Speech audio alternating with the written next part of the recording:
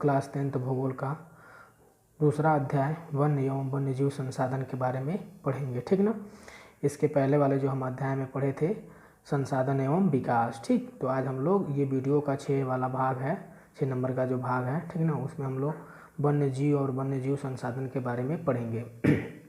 पृथ्वी पर सूक्ष्म जीवाणुओं, बैक्टीरिया, जोंक, बट वृक्ष, हाथी, ब्लू आदि जंतुओं की जैव विविधता है। मतलब इस पृथ्वी पर विभिन्न तरह के जीव जंतु क्या करते हैं, निवास करते हैं। मानव और अन्य जीवधारी मिलकर एक जटिल पारिस्थितिकी तंत्र का निर्माण करते हैं। मतलब मानव और अन्य जीवधारी जैसे पेड़ पौधे, वनस्पतियाँ या विभिन्न तरह के जीव जंतु मिलकर सभी एक जटिल पारिस्थितिकी तंत्र का निर्माण करते हैं और सभी एक दूसरे पर क्या होते हैं, निर्भर होते हैं। पौधे तथा पशु पक्षियों की एक दूसरे पर आश्रितता के कारण ही जैव विविधता बने। मतलब पेड़ पौधे, पशु पक्षी या विभिन्न तरह के उस तरह के जीव जंतु वो सभी एक दूसरे पर क्या है, आश्रित है, मतलब निर्भर है, जिससे जैव विविधता बनी रहती है, ठीक ना। अब हम देखेंगे भारत में जैव वनस्पति जाति और प्राणी जाति। भारत जैव विविधता के संदर्भ में विश्व के सबसे समृद्ध देशों में से एक है। मतलब भारत में विभिन्न तरह के जैव विविधताएं हैं, जीव जंतुओं की विविधता बनी हुई है, उसमें से विश्व में सबसे समृद्ध देशों में से एक माना जाता है। और विश्व की सारी उपजातियों की 8% संख्या लगभग 16 लाख पाई जाती है। मतलब विश्व की सारी पेड़ पौधे, जीव जंतु की जो भी उपजातियाँ उनकी 8% संख्या हमारे देश में निवास करती है, ठीक ना। लगभग 16 लाख वो पाई जाती हैं। यहाँ लगभग 81,000, ठीक ना, वन्य जीव उपजातियाँ और लगभग 47,000 वनस्पति जाति की उपजातियाँ पाई। मतलब 81,000 वन्य जीव, मतलब वन में रहने वाले जीव जंतु की उपजातियाँ पाई जाती हैं और 47,000 वनस्पति जाति की उपजातियाँ पाई जाती हैं। और मानता है भारत में 10% वन्य वनस्पति जाति और 20% स्तनधारी के लुप्त होने का खतरा है। मतलब 10% जो वनस्पति जाति हैं और 20% स्तनधारी, ठीक ना, जातियों की लुप्त होने का खतरा है। मतलब धीरे धीरे वो समाप्त होने के कगार पर हैं। इनमें से कई उपजातियां तो नाजुक अवस्था में हैं, मतलब बिल्कुल अब समाप्त होने के ही कगार पर हैं और लुप्त होने के कगार पर हैं। इनमें से चीता, गुलाबी सिर वाला बत्तख, पहाड़ी कोयल, जंगली चींटीदार उल्लू आदि शामिल हैं, ठीक ना। ये धीरे धीरे विलुप्त होने के कगार पर हैं। पौधों एवं प्राणियों की विभिन्न श्रेणियाँ। अगला जो हमारा पॉइंट है वो है पौधों एवं प्राणियों की विभिन्न श्रेणियाँ। मतलब पौधे और प्राणी जीव जंतुओं की विभिन्न तरह की श्रेणियों में उनको बांटा गया है। अंतर्राष्ट्रीय प्राकृतिक संरक्षण एवं प्राकृतिक संसाधन संरक्षण संघ IUCN अनुसार पौधे और प्राणियों को निम्न श्रेणियों में विभाजित किया जा सकता है। मतलब उनको विभिन्न तरह की श्रेणियों में उनको बांटा जा सकता है, जिसमें पहला है सामान्य जातियाँ। ये जातियाँ हैं जिनकी संख्या जीवित रहने के लिए क्या सामान्य मानी जाती है। मतलब ये विलुप्त होने के कगार पर नहीं है, जैसे पशु, साल, चीड़ और दंत आदि शामिल हैं, ठीक ना। ये विलुप्त होने के कगार पर नहीं है, ये सामान्य मानी जाती है। इनके रहने के लिए जो निवास स्थान है वो भी क्या है, सामान्य माना जाता है, ठीक। अब इसके आगे देखेंगे। दूसरा है हमारा संकटग्रस्त जातियाँ। मतलब संकटग्रस्त में हैं, वो धीरे धीरे विलुप्त होने के कगार पर हैं। ये वे जातियाँ हैं जिनके लुप्त होने का खतरा है, जिन विषम परिस्थितियों के कारण इनकी संख्या कम हुई है। यदि वे जारी रहती है तो इन जातियों की जीवित रहना कठिन है। मतलब ये जातियां हैं जो लुप्त होने का खतरा है, मतलब धीरे धीरे समाप्त होने का खतरा है। और जिन विषम परिस्थितियों में के कारण इनकी संख्या कम हो रही है, ठीक, यदि वो जारी रहे तो समझ लीजिएगा कि अब ये धीरे धीरे क्या हो जाएंगे, हमारे देश से समाप्त हो जाएंगे। तो इसलिए उन परिस्थितियों को बदला जाए जिससे उनका बचाव किया जा सकता है। जैसे मान लीजिए काला हिरण है, मगरमच्छ है, भारतीय जंगली गधा है, गेंडा है, शेर पूंछ वाला बंदर है, संघाई है, मणिपुरी हिरण है इत्यादि शामिल है। जो संकटग्रस्त जातियां हैं वो धीरे धीरे वो विलुप्त मतलब उनका विलुप्त होने का खतरा बढ़ता चला जा रहा है। तीसरे नंबर पर है सुविध जातियाँ। ये वे जातियाँ हैं जिनकी संख्या घट रही है। यदि उनकी संख्या पर विपरीत प्रभाव डालने वाली परिस्थितियाँ नहीं बदली जाती तो ये संकटग्रस्त की श्रेणी में शामिल हो जाएंगे। अभी हम लोग संकटग्रस्त पढ़े हैं ना, तो इनका भी जो संख्या है वो घट रहा है, कम होता जा रहा है। तो इनके घटने वाले जो विपरीत जो प्रभाव डालना, मतलब उनके लिए अनुकूल परिस्थितियाँ उत्पन्न करना, तभी जाकर वह धीरे धीरे मतलब समाप्त होने के कगार पर नहीं पहुँच पाएंगी, ठीक ना। ठीक, जैसे नीली भेड़, एशियाई हाथी, गंगा नदी की डॉल्फिन इत्यादि क्या है शामिल है। ये भी धीरे धीरे इनकी संख्या भी क्या हो रही है, घट रही है।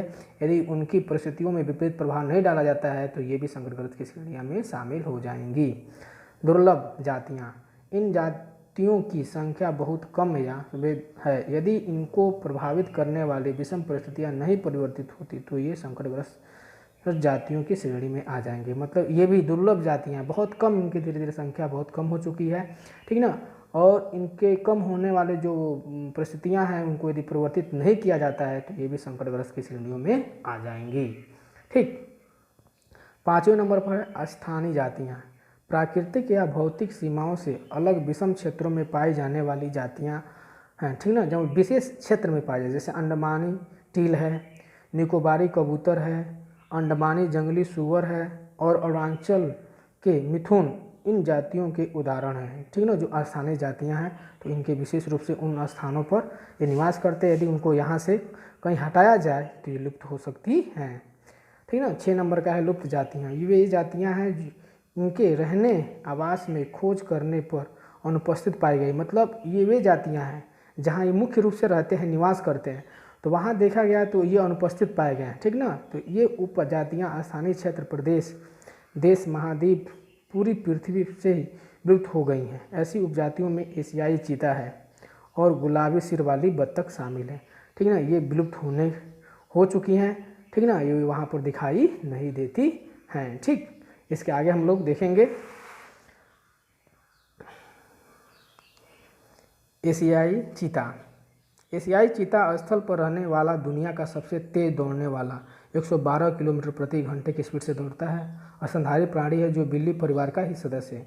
20वीं शताब्दी से पहले चीते अफ्रीका और एशिया में दूर दूर तक फैले हुए थे, किंतु इनकी आवासीय क्षेत्र और भोजन की उपलब्धता कम होने से लगभग ये लुप्त हो चुके हैं, ठीक ना। मतलब इनका जो आवास क्षेत्र था, ठीक, और जो इन्हें भोजन की उपलब्धता कम होने की वजह से ये उन क्षेत्रों से क्या हो चुके हैं, विलुप्त हो चुके हैं। जैसे भारत में यह जाति वर्ष 1952 में ही लुप्त घोषित कर दिया गया था। मतलब 1952 में देखा गया ये प्रजातियां भारत से क्या हो गई, विलुप्त हो चुकी हैं, ठीक ना।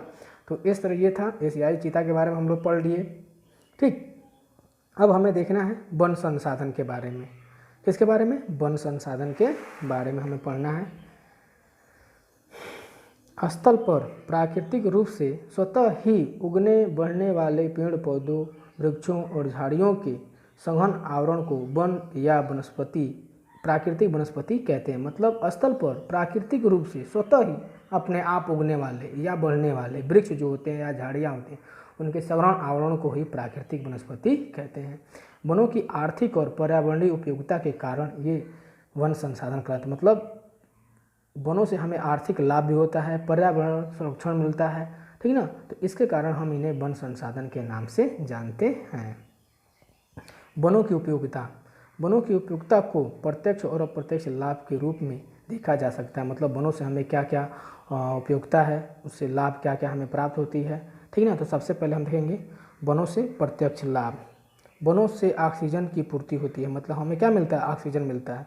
वनों से घरेलू उपयोग की वस्तुएं, पशु हेतु चारा, ईंधन हेतु लकड़ी और वन्य जीवों को आवास क्या होता है, प्रदान। मतलब वनों से हमें घरेलू उपयोग की विभिन्न तरह की वस्तुएं मिलता है। पशुओं के चरने के लिए चारा, ईंधन के रूप में लकड़ी हम उपयोग करते हैं, और जो भी हमारे वन में रहने वाले जीव जंतु उनको आवास क्या होता है, प्राप्त होता है, ठीक ना। वनों से विभिन्न उद्योगों जैसे कागज, रबड़, कत्था, दिया सलाई, प्लाईवुड, खेल का सामान आदि कच्चा माल क्या होता है, प्राप्त होता है। कहाँ से हमें, वनों से ही प्रत्यक्ष लाभ के रूप में।